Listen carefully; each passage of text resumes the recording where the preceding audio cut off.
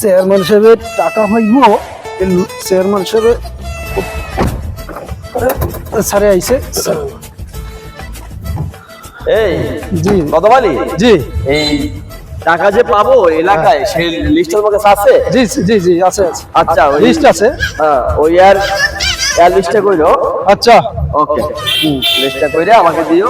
আচ্ছা সেখানকার আইলে টাকা পাবো না? হ্যাঁ হ্যাঁ সেকেন্ড ও তো ওরে আসতে বলো। ও তো আছে। হ্যাঁ, ওরে আসতে আচ্ছা বলো। হলো সেকেন্ড সেখানকার আইলে আজ খুঁজে বাইর করতে হবে 50,000 টাকা। হ্যাঁ টাকা দিতেই হবে। এই আরে আল্লাহ চেয়ারম্যান সাহেব এই এটা কি রে, এটা সেখানকার আইলে না? সেকেন্ডার আলী এই কেডা কেডা তুমি এখানে করো কি? আর ব্যায়াম করতে আছি টাকা আমি দিনের বেলা ব্যায়াম করতেছি কি সমস্যা তোমার? আমার স্যার পায়ে স্ট্রোক করছে।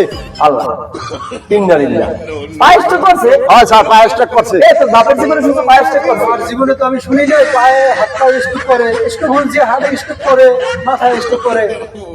তো পায়ে স্ট্রোক করছে? হ্যাঁ পায়ে স্ট্রোক করছে। টাকাটা তো দাম না। হ্যাঁ এই তুই টাকা কবে দিবি?